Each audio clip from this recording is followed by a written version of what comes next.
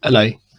Today I'm going to show you perhaps one of the most ridiculous and pointless uses of an Excel feature that I've encountered.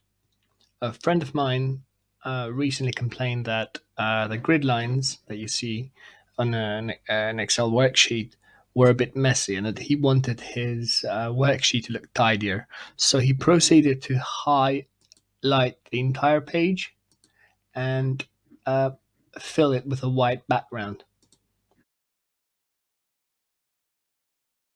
Bear in mind that's about a million 40,000 something um, rows and over 16,000 columns that he went into fill in white.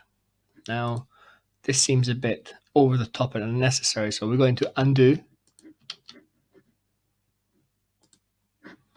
and you can simply achieve the same result in a more effective way by simply going to View, highlight the whole page, click on grid lines, same result. Um, do let me know if you disagree with the second option. I think it's a more professional and easier of the two. Thanks for watching.